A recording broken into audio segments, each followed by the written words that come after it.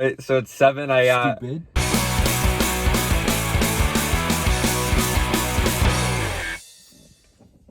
Hey, what's up, everybody? Welcome back to the 4th episode of the Rogue Sports Podcast. It's been 2 weeks since we filmed our last episode, so we got a jam-packed episode in for you today. We're going to start off, I know it's a little late, but we got the results of the March Madness tourney. Baylor defeating number 1 seed Gonzaga. Then we got some NBA news, a return of an old friend, IT. We're going to talk about that. Also, over a week and a half, almost 2 weeks of an MLB season under our belts. Our last episode, the season had not started, so we got all that to talk about. Then finally, we got some moves in the NFL. Most notably, the Panthers could have solved their quarterback situation. We're going to talk about all of that today. All right, let's get into it here. Brandon. So, Baylor defeated Gonzaga, national championship.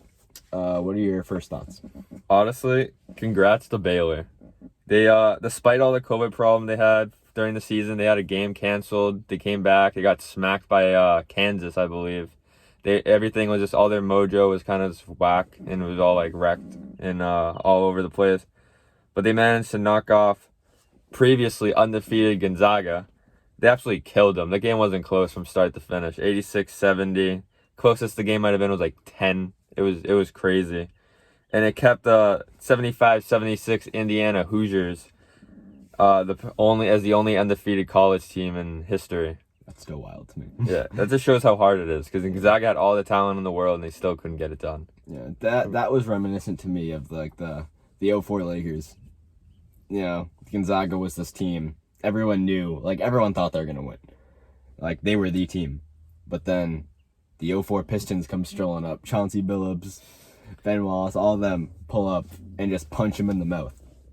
And the Lakers didn't see it coming at the time, and Gonzaga definitely did not see it coming. There was nothing they could do. They were just playing bully ball, and there was no answer. That's the problem with Gonzaga. Throughout the tournament, they played the good teams and they smacked them. But during the regular season, their conference they're in, it's so weak. Like, they get no real competition. I think Baylor was the first time they really got punched in the mouth, but they just couldn't respond. They're not used to it. Yeah. Good win, Baylor. Yeah. Congrats, Baylor Bears. Good stuff. Jalen Suggs is still going to be nice, though, in the NBA. He's going to be nice. A top 10 pick. All right. Isaiah Thomas. We know and love him very well. Yes, sir. Finally coming back. How do you feel about that? It's awesome. It took us 14 months to finally see Isaiah Thomas back on an NBA court with the Pelicans. Yeah, he's only on a 10-day contract, but I think he's going to be able to prove himself. He looked good in his first game. It was April 6th against the Hawks. I think he put up like 10 points off the bench. But I love the fact that he's repping Kobe to represent a fallen legend. I love that, and I hope only the best for him. What about you? He's getting signed for the rest of the year. There's no shot they don't. I just hope that this isn't just a while Josh Hart is injured type of thing.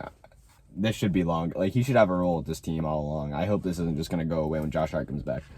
But I'm really happy to see. You saw that spark that I feel like was missing when he made his stops in Cleveland, in LA, and then Washington. Kind of forgot he was on Washington, to be honest. But you just didn't see that, and you kind of saw that little jolt. So it was good to see. It was good to see he still had it. I feel like it was the first time he was like truly healthy and fully himself since game 3 or 2 of the playoffs in 2016 against the Cavs when he got hurt. Yeah. That was 2016? Yeah. Wow. It's been a while. Or it's 2017. Feel old yet? Yeah. Spring of 17. That's bizarre. That's really bizarre. That's crazy. Okay. Wow. All right. So, the biggest controversy in the NBA for team-wise is, are the Celtics the biggest mystery team in the East? I think they're a mystery in the sense that if they match up with Philly or Milwaukee, would anybody be really surprised if they won? No. I mean, I'd be surprised, but like, it's not that far-fetched because we know how good they can be. Yeah. But they just haven't shown it. They also have the ability to lose. Yeah. I also wouldn't be surprised if they got swept by either of those teams. So they're like the biggest. So they would be the biggest mystery because I don't see them winning at all simply because I don't think we can beat Brooklyn. Right. But would you really be surprised if they beat any of those teams at the same time? Like, they have the talent, I feel. I don't know about that. So I guess yes. To answer your question, yes, I think they are the biggest mystery, just in that way. I'd have to say they're a mystery team just because you have no idea what you're gonna get from them every night. Jason Tate, they're only gonna go. Let's face it, they're only gonna go as far as Tatum and Brown take them. Everyone else is just a supporting. The supporting cast is pretty much pedestrian. It's not good enough. Kemba, who's supposed to be their third star, simply isn't that. He's not good. The bench is average. Like, and Tatum and Brown, when shots don't fall, they start to get kind of lazy and kind of pouty, kind of act like babies. So they got to develop as leaders to try to build up everybody else. But, I mean, you have no idea what you're going to get from them.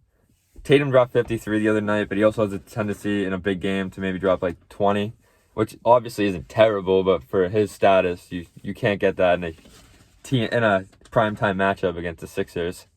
Like, you just don't know what to expect from them. Obviously, as a Celtics fan, you want them to go to the finals, you want them to win it all, but facing reality, I think you just got to say, like, you just don't know what you're going to get from them, and you can't really rely on them. I didn't get that. Could you try again? Sorry, Siri. I feel like we're kind of Okay.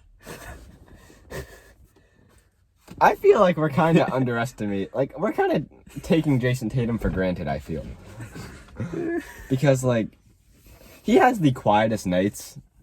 And I feel like 20 is a good, not a bad night. But he has the quietest night. Like, he can score 20 on what would seem like a bad night.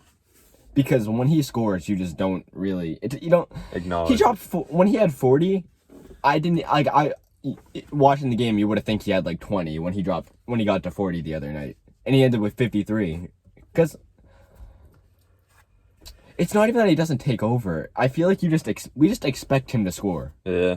And so I feel like when we do, it's like, oh, yep, he's doing what he should do. Not, oh my God, he's going off and about to drop 50. So we are taking advantage, but I don't think it's fair to say it should fall all on Tatum and Brown, because Kemba is getting more and more healthy as the season goes on. You know, Yeah. every month his field goal percentage has gone up. Yeah, it's not like he's not taking that many shots. It's a problem. Yeah. It's cool. Maybe that isn't a problem. I mean, You know, Evan Fournier could be like the solution to that. yeah, off the Because bench. if he's dropping 20 a game, we don't need Kemba to be dropping 25 a game, 20 a game like he was in Charlotte. If you're paying him to drop that, though, that's the problem.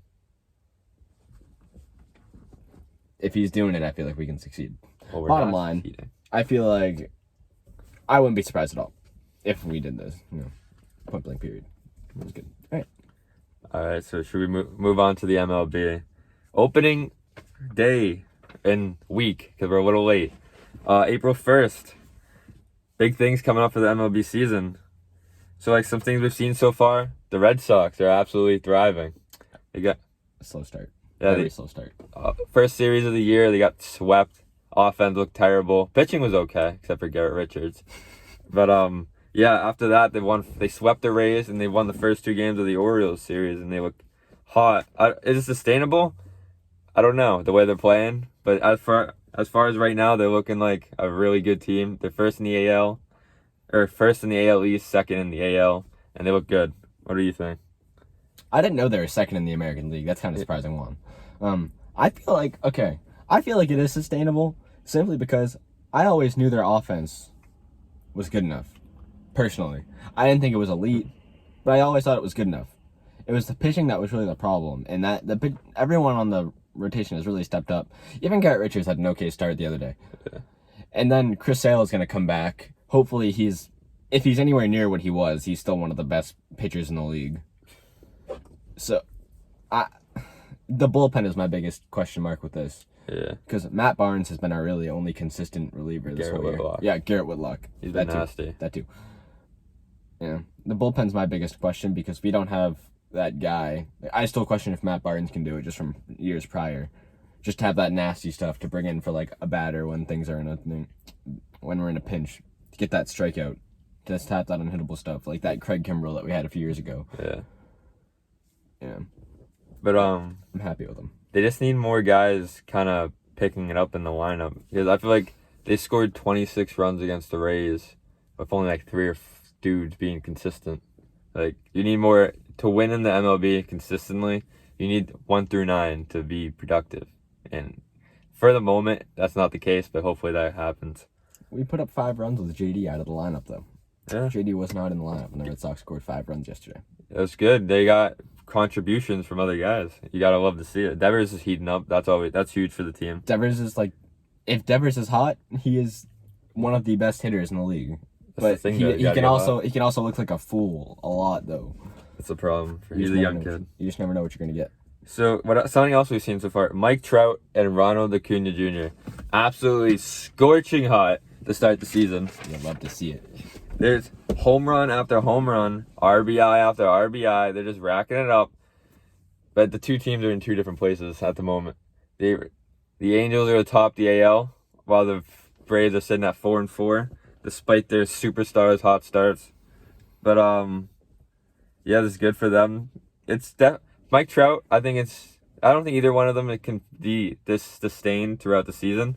But they're gonna get their 30 home runs, 100 RBIs, 30 stolen bases. They're gonna do their thing. But right now, you just gotta love to see it. It's really good for the sport to watch it. Two of their biggest stars go off. I'm so happy for Mike Trout. He's been served such a raw deal with the Angels, aside from the fact that he signed a contract for almost $500 million. But so on. I'm so happy for him. Like he's one of the best players of all time that just hasn't gotten the shine because his team has sucked around him. Now he's got a good pitcher and hitter in Shohei Ohtani. He's got Anthony Rendon around him. He's got an overall good team, and I feel like they're all doing good around him for the first time in his career, and you can see what they're doing now. I'm just happy for him. And then for Acuna, the kid's just electric. He's so much fun to watch. He's so good. The Braves are gonna turn around. They've started doing it.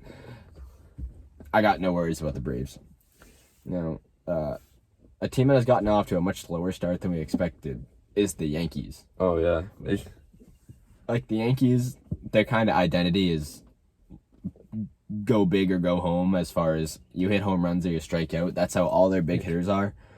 Gleyber Torres has been a problem on the defensive side of the ball. Right. Like normally, a good hitter, you just live with bad defense. He's a good hitter, and the defense has been so bad that you can't live with it. Yeah. Like he's to the point where when you get a lead, you should probably take him out of the game simply because, like, he's a walking error. Yeah, he's literally like he's a guy like I remember as Red Sox fans and Rafael Devers' rookie year. Every time he touched the ball at third base, you cringed because you were worried that he couldn't get the ball to first base clean. It's gotten to that point in Gleyber Torres. But the thing is, this is his 3rd or 4th year. Yeah. You just can't be. I don't know. That's just a really bad place to be. But the Yankees are definitely going to turn around, obviously, because I don't know. I think they're too talented not to. They need Judge to stay healthy. That's hard for him. And Stanton. Yeah. Well, Stanton's just got to heat up. Dude's batting like 200. Yeah. I feel like he's either getting an RBI hit or striking out. It's no in between with him. Like a 600-foot home run or a strikeout. That's their entire roster, though. Yeah, that's tough. And then the A's are also slumping, but they might be picking it up. They won back-to-back games. They started the season 0-6. They were the last team to get a win. Looked really bad for a little bit, but now they won 3 of 4. About to win the series. They won the series against the Astros, who killed them. Or no, they can win it today. They're hot. They're a hot team. The Astros are. Yeah, the Astros, but they've been kind of cooled off by the A's right now. Yeah. Who in the first series were absolutely embarrassed by the Astros, but now they've bounced back. They're looking better. Oakland fans, relax. Everything's going to be okay. Your team's coming back. All right. So the Reds, I think, are off to the hottest start. But are they really contenders? No. Who on their pitching staff is, like, recognizable that you can really say, all right, this guy is a lock to have a good start, especially in the playoffs? Luis Castillo. Okay. Who else? That's it though. That's the problem. The They pitching's don't been really good, but it's not sustainable. I also don't think their bats are gonna sustain this. Like, they lead the league with 16 home runs this year. I think they're tied for first with, like, the Astros or someone like that. Thing is, the Astros have a lot of clear-cut stars. Who do the Reds have that you can say can keep up with their current pace? Like Nick Castellanos, I think, is like the only one that I can really say, all right, this guy can keep hitting bombs. Mike Moustakas, Joey Votto, Yeah. Nick Senzel. Yeah. I mean, I'm not gonna sit here and say like I think that Reds are really contenders, but after the moment, they're faking it till they make it. I guess we don't know if they're gonna make it, but right now they're showing us that they could be title contenders. Oh, yeah. And also, forget what I was gonna say. That's tough. You hate to see it. All right. Come back. Think about it. We'll come back. All right. What are you most looking forward to see throughout the season? What kind of effect will COVID have on the season? JD Martinez had to sit out the other night because he didn't get his COVID test back in time. Our other players are gonna miss time. Our team's gonna have another breakout and have to have games canceled. What's gonna happen? We already saw the Nats and Mets series get postponed opening weekend. Like what's gonna happen this season? How's it gonna affect us? How are fans in the stands gonna play out in the season? Is it gonna keep going partially, or is gonna be a steady increase in fans? Like I feel like that's a big thing. Fans make a big difference, as we've seen, and throughout all the sports, there's been wild outcomes of these games. You see, home field advantage hasn't really been a thing. Right. I feel like in baseball it's a little different because you can tailor a baseball team to your stadium, knowing that you're gonna play 82 games in each or 81 games in each stadium. It does make a big difference though, because like you can't tell me when you're up to bat facing someone who throws 100 at your head that having 50,000 people in the stands screaming at you does not make a difference. It just rattles teams. Like you're gonna make more errors, and it's gonna build more momentum for your team. To have 40,000 fans cheering. No, I'm excited to see. Also, the Padres versus the Dodgers this season. That's gonna be interesting. I can't wait. Go on. I was gonna say there's so many stars on both sides. Tatis, Machado, Hosmer, Cronenworth, Yu Darvish, Blake Snell, Kershaw, Betts, Bellinger. The pitchers are the biggest thing in my opinion. Both have like 5 legit, really good starting pitchers. Joe Musgrove threw a no-hitter the other day. Yeah, if you said a Padres pitcher was gonna throw a no-hitter, you'd think, all right, Yu Darvish, Blake Snell, anybody, Joe Musgrove, what? But as like their 4th starter, he threw a no-hitter, which is kind of wild. It goes to show how deep their rotation is. Then on the Dodgers, you got Walker Buehler, Clayton Kershaw, Bauer. Trevor Bauer. Yeah, it's nuts. It's gonna be really cool. They're so good. They have David Price being in the bullpen. I forgot about David Price. That's insane. Yeah, I'm excited to see. All right. Also, Lindor on the Mets. He struggled so far, but right before opening day, he signed a 10-year, $345 million extension. So obviously, there's gonna be a lot of hype. He already had a lot of hype, and now he has after the big trade, the big contract. So it's gonna be interesting to see how that plays out. He's been struggling so far, but hopefully he can pick it up. Mainly because I have him on my fantasy team. But yeah, so do that. And also some last thing we want to look forward to: the new emerging stars in the MLB. Brian Hayes for the Pirates. Bobby Dahlbeck hopefully for the Red Sox. He hasn't really shown too much so far. The MLB always has like guys that come out of nowhere. Like Akil Baddoo. Randy Arozarena from the Rays last year. Like, where did he come from? Right. That's one of the things that I'm actually most interested in seeing this year. Because there's always a few. There's always a few big guys that are just like, those weren't really top prospects. Where the hell did they come from? Right. It's gonna be fun to see. I'm excited. The Tigers, the new fan favorite, Akil Baddoo. I'm telling you, this guy's a stud. Like, who was he? Nobody knows. Never heard of him. Shows up on opening day to start hitting home runs, throwing guys out, looking unreal, and he's got the coolest name. I swear to God, it's such a Baddoo. All right. Moving on. Did you think of what you were Did you think of what you were trying to figure out? Oh yeah, for the Reds, they're also in a real. The thing that will help them throughout the season is they're in a bad NL Central. I mean, the Cardinals are a good team, but they've been inconsistent thus far. They lost the series to the Reds. They're 5-3. They're 5-3. Yeah. But like for the most part, the Pirates are terrible. The Cubs are okay. The Brewers are eh. So it's basically, I feel like it's between at the moment the Reds and the Cardinals, which is a 2-team race is a lot easier than 4 to 5. Okay, that's not a great division. That's not a bad division at all. I feel like all 4 of those teams are competent. The Pirates. Aside from the Pirates. That's a fairly deep conference or division. You got the Cubs and the Brewers. They're okay, but I wouldn't say they're competing for a division title. Not at all. But like, would you be surprised if they swept the Reds? I mean, yeah, in a game, 162 games, anybody could sweep anybody. But like, they're talking about at the end of the season, will they be there? No, I don't think so. Yeah, fair. All right, moving on to the NFL. Sam Darnold, huge trade. He got traded to the Carolina Panthers for 3 picks. So what kind of effect will that have on the rest of the offseason and possibly the draft? It has the biggest effect on the draft and on one Mr. Justin Fields, because I think most people kind of know the top 3 picks of the draft, right. And Justin Fields seems to be one of the guys that would slip.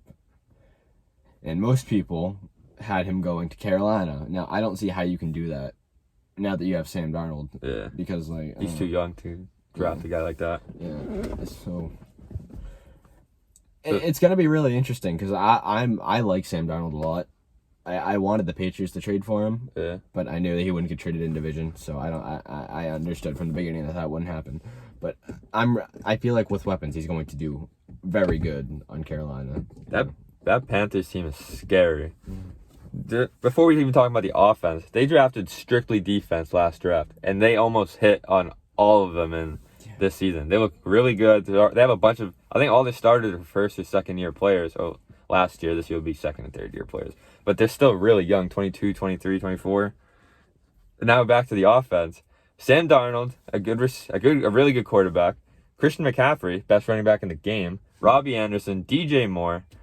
Who knows what they're going to do in the draft? That's a good team. That's a really good offense. Yeah. Plus, like, in the draft, we're going to get into it. They could go left tackle or corner in the draft. If they don't trade out. I don't think they'll trade out. You don't think so? I think they can get either, like, one of the top corners. We're going to get into a mock draft in a few minutes. But I think they can get either a top corner or one of the 2 top offensive linemen in Sewell or Slater. So, and those are 2 very big needs for the team. Those are probably the only 2 weaknesses of the team at this moment. Right. So I feel like this could be a very good team this year if Sam Darnold hits. Which is a question mark, which no one knows what Sam Darnold will be. What does this mean for Teddy Bridgewater's future? Teddy won't cause a fuss and be professional. But I just kind of your own pride. I feel like he will want to get out of there. But a part of him will also have to be thinking, Sam Darnold sucked in his first 3 years in New York. Who's to say that he won't suck again and then I'll get my job back? Well, to be fair, what does Sam Darnold have to work with in New York? Oh, yeah. Adam Gase? Well, no doubt. You can't say he sucked, but he's kind of the end. He hasn't showed terrible player. He hasn't showed that he can do it because he has no one to do it with. Oh, exactly. Quarterback's only as good as his team. I agree, but that's not the point. He hasn't showed that he can do it. Who's to say? Like, no one knows if he can do it or not. We're showing sparks. So but in his mind, this guy sucked in New York, albeit with terrible weapons, terrible everything around him. Who's to say he'll all of a sudden be great here? You know. That's a betting man, I'd tell you would be.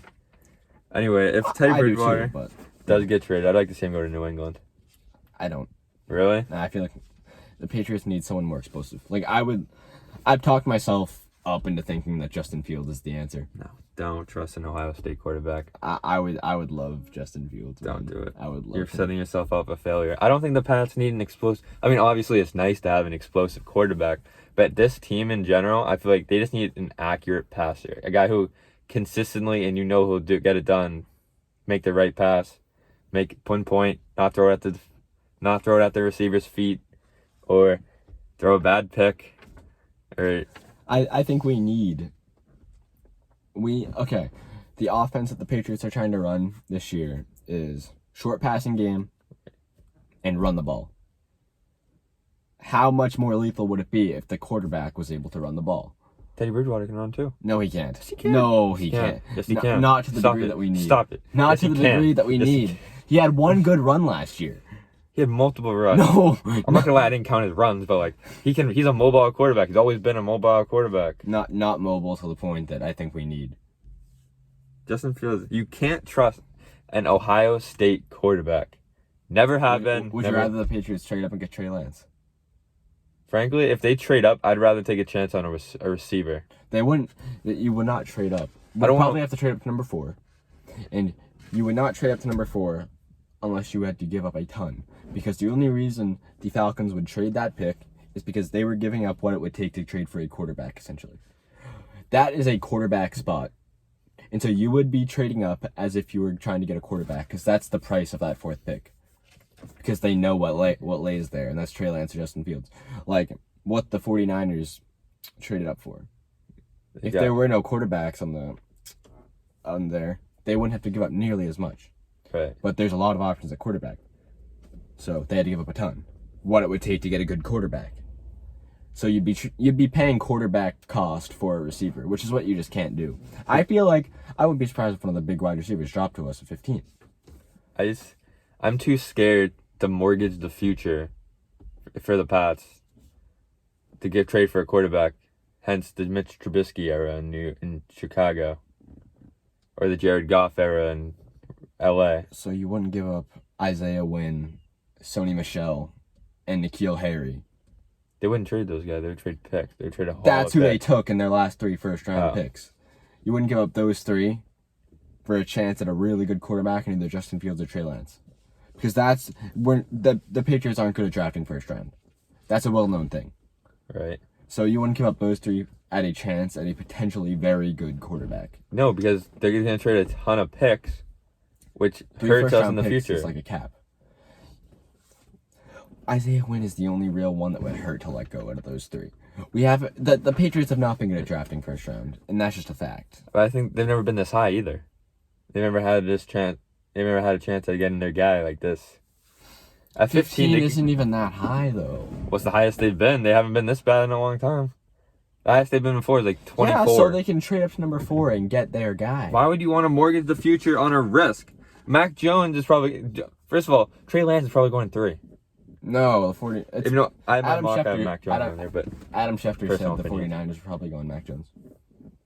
Yeah, I feel like that, but Trey Lance is probably more talented. I don't think they should go Mac Jones. No, if Shanahan likes... We'll talk about that in a second. Okay. We'll leave that alone. But Yeah. anyway, Okay. it's just so much risk. Trading up, mortgaging the future, giving up tons of draft picks just to get a guy who could be good. Not definite. You're not getting Zach Wilson or Trevor Lawrence. You're getting a could-be kind of guy. Like, look at the Bears. They gave up so many draft picks. Look at the Rams. They haven't had a draft pick in... Look at the Chiefs. They're not going to have a draft pick in 6 years. Yes, they hit. They got lucky.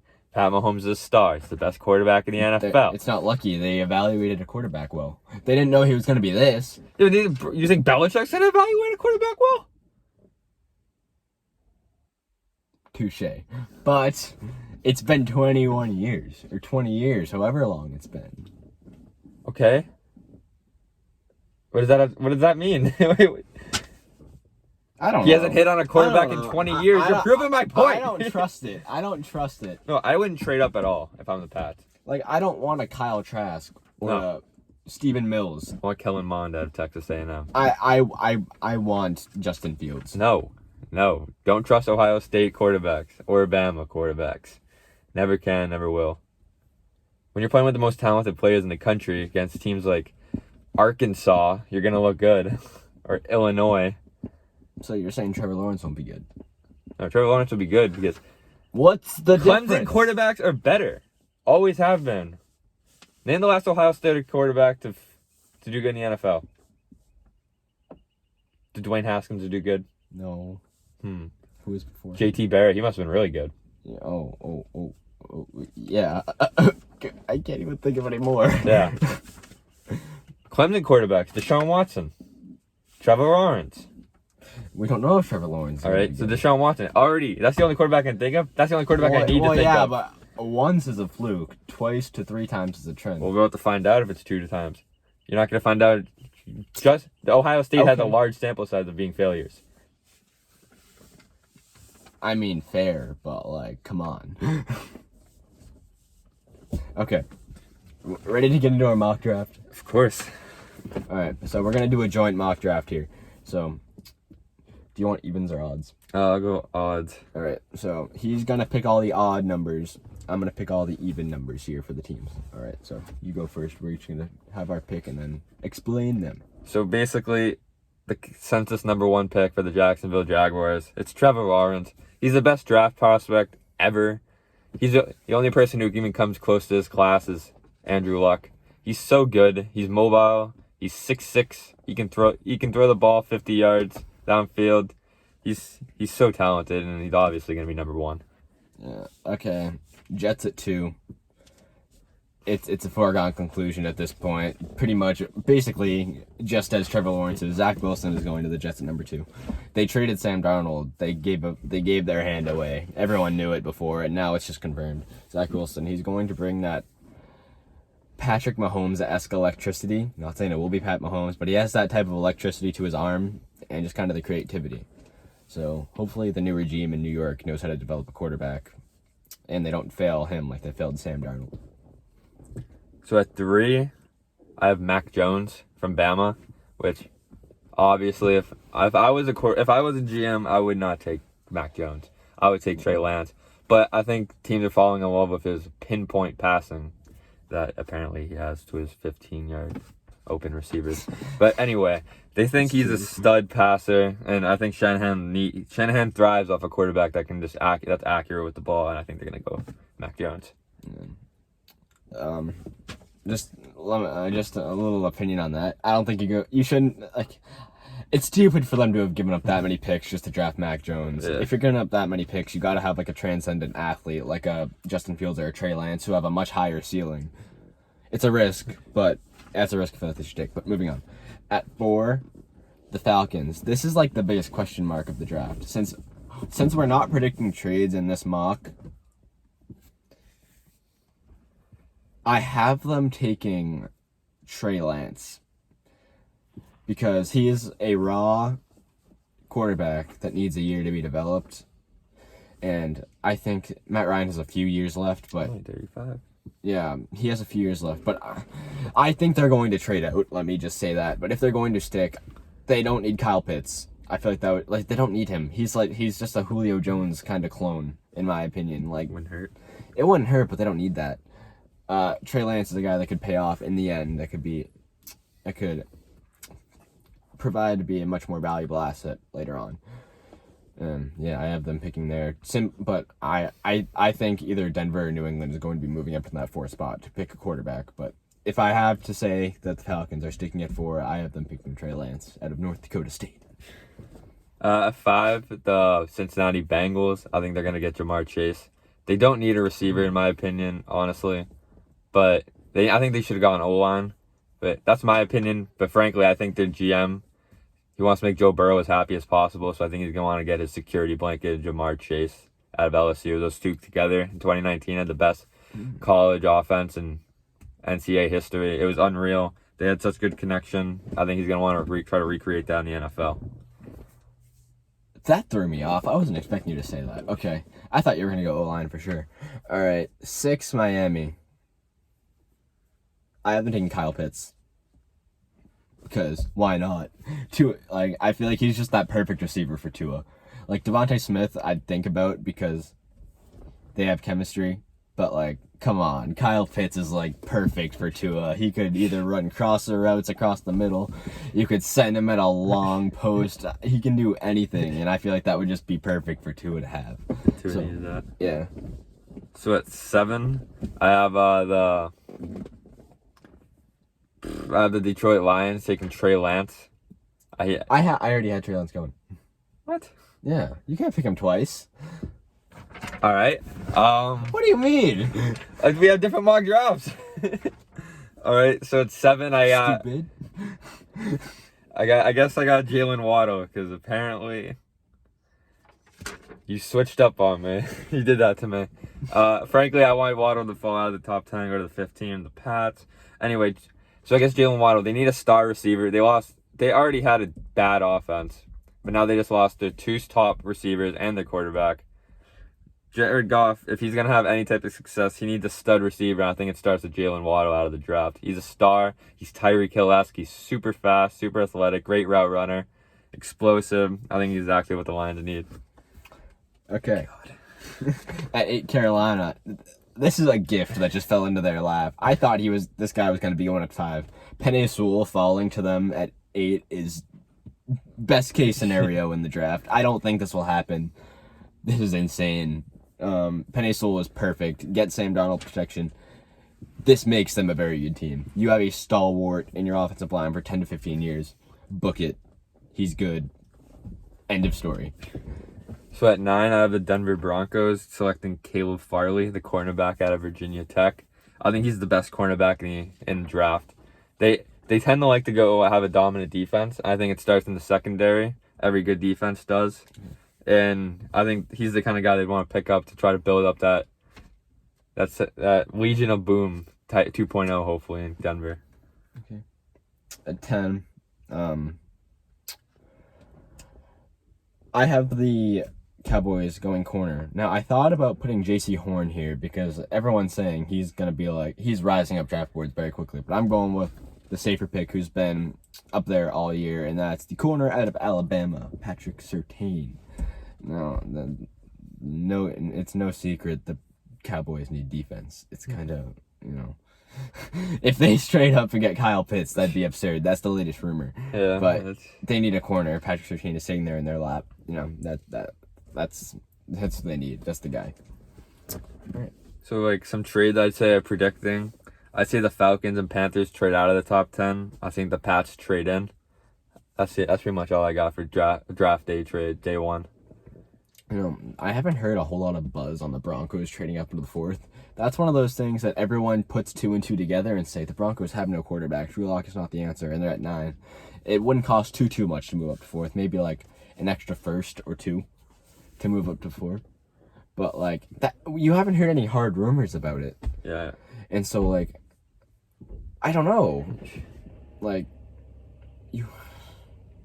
They desperately need a quarterback. But that makes me really think, are they holding out and waiting for this Deshaun Watson or Russell Wilson stuff to kind of play out? Russell Wilson's not leaving. I saw online that they were talking about it and say Russell Wilson's here to stay, and him and Carroll's relationship hasn't been better. And Carlos Dunlap, he's re-signed with the team knowing that Russell Wilson was going to be their guy. I still find it hard to believe that you put out a list of 4 teams that you would like to go to if you were to be traded, and then everything is just okay. Well, his problem with the team was they didn't get him O-line help, and then they made 2 big O-line acquisitions. So now he's a bit happier. He's a bit happier, Russ. Saying you want to get traded or giving teams to be traded to is more than just, I'd like a few O-linemen. Well, he was mad. I feel like that's been percolating over the last few years. I don't think that's perfect, and I wouldn't doubt that this is over. Yeah, and then obviously the Deshaun stuff. That the trade rumors got put on hold for a little bit for obvious reasons. I heard a rumor that trade calls didn't stop coming, that interest didn't waver. Yeah, probably which is wild. But I know he's super talented. I think he's the best quarterback in the league. Nope. I know there are disagreements on that, but his talent is absurd. Yes, that's true. But even that, I think that a lot of this, I'm one of the people, victims need to be heard. Mm-hmm. But this doesn't sit right with me. I'm not saying he's completely innocent in the whole thing. The more people, the more I think that he's in the wrong. But at least a good chunk of this, it has to be a little bit fabricated. It's just, even then, I feel like it's just a bad look for your team to still be calling in on Deshaun Watson just as a business. Yeah, it's bad. It looks bad. You saw Nike and Beats both drop him as a sponsor. And that's the right business thing to do. So, I'm interested to see what the Broncos do because there hasn't been much movement in them in the first round. And honestly, I feel like if they sit there at 9 to try to get the quarterback, I don't think that's the answer. You don't see a whole lot of people who do that have it work out for them. Aside from the Bills with Josh Allen. And Mahomes at 10. Yeah, they traded up though. They saw their guy and knew where he was going to be. Yeah. You don't know. You could see Detroit pick a quarterback at 7. You could see someone trade up into the Atlanta spot and pick him at 4. You could, But I don't think the Broncos need a quarterback. I think Drew Lock can be their guy. I think he has the ability to be their guy. He's the worst quarterback in the league. He was worse than Cam. No. No. Yes, he was. No, he wasn't. Statistically, yes, he was. He sucked last year. He was not good at all. Drew Lock didn't have a healthy receiving core all season. He didn't have a healthy team at all. He had a good enough receiving core. No. He had a better... Cortland Sutton was out the whole He had year, a and better KJ Hamler was out a lot. His only healthy receiver was a rookie Jerry Jeudy, who dropped the ball so many times. He had a better receiving core than Cam. He had one good receiver who dropped the ball a ton. He wasn't even good. He was Cam average. didn't even have that, and he still had a better He year. had 8 touchdowns. Cam had 8 touchdowns. Yeah, and 12 rushing. Okay, just because the Broncos have a running back that can actually run, that they rely on instead of the 6'6" They really didn't Cam have Newton. someone they can They run. had Phil Lindsay and Melvin Gordon. Neither of them had a particularly great year. They were okay. It was better than the Pats. What they had going on. Okay. Drew Lock, I think he's too young to give up on, and give him a year of his. He's supposed to have 3 good receivers, but he didn't have a full year with them. Remember, the Give him a regime year. has changed. The what? Remember, the regime has changed in Denver. John Elway stepped down. Yeah. So whoever's running the team, that's not his guy. And if you look at what he's done, if I'm taking over that job, I'm thinking we got to get a new quarterback. I don't know. You got to give him a chance to at least prove himself with these guys. His top receiver was out the whole season. No doubt, but he also had Noah Fant. Okay. So he had a good tight end and a decent receiver all season. And he's a second-year quarterback in a COVID year. You think he's going to be good? Well, there's a difference between being bad and worst quarterback in the league. He was not the worst quarterback in the league? Statistically, he was the worst starting quarterback in the league. Oh my God. It's a fact. It's not a fact. Yes, it is. No, it's not. Yes, it is. Prove it right now. All right, keep the people happy. I'm looking this up. Quarterback 20. All right, I just disagree with this fully. I'm going on here. All right, ranking the quarterbacks here. All right, here we go. Where is Drew Lock on this list? Drew Lock is number 33. He was worse than a backup. Cam Newton was 32. Drew Lock was worse than a backup. Taysom Hill was above him. Alex Smith was above him. Okay, this is who I don't know who made these rankings, but Alex Smith played 3 games. This is the NFL's quarterback index. This isn't just some random stat. This is the yes. What kind of weird stat Let's see category the do they top of use? this to see how accurate it is. Aaron Rodgers, yes. Tom Brady 2, Pat Mahomes 3. Oh, Deshaun 4, Josh Allen 5, Russell Wilson 6. By the way, at Jace. Was Lamar Jackson really a top Dak 7 didn't play. I quarterback? can't see that. No. Okay. Oh, he so might have been. He might have been. What kind of stats are they using on this? I don't know, but Drew Lock at 33 seemed pretty okay to me. That's not true. That's just terrible stats. Other Stat than, keeping. like, who else do you have a real problem with on that list? Not Tannehill. Alex Smith, Taysom Hill, Lamar Jackson being in the top 7. Alex Smith wasn't terrible. He wasn't that good. Lamar Jackson, like, Alex Smith got benched for Taylor Heineke. that goes to show how bad Drew Lock was, though. No, it goes to show how weird these rankings are. I disagree. Anyway, do you have anything to say to the people before we log off for the week? No, thank you for waiting for us to come back. I appreciate it. Yeah. So next week's podcast, we're going to have the NHL trade deadline, and we're going to have more into the MLB season. Stay tuned, people. Talk more about the NFL, too. Yeah. Things. Maybe we'll do an updated mock draft next week from the information we get if another trade happens. We'll see what happens. Our weekly mock draft. We'll keep you in the loop. Jay should be back. We'll have our third guy. He will be. Jace got COVID last week, but he's good now. He just hasn't gotten tested. So that's the only reason he's not here. We miss him dearly, and we're excited to be having him back next week. Rogue Sports has to take that safety precaution, though. Yeah. Get your vax. Absolutely. Yeah. All right. See you guys. Later.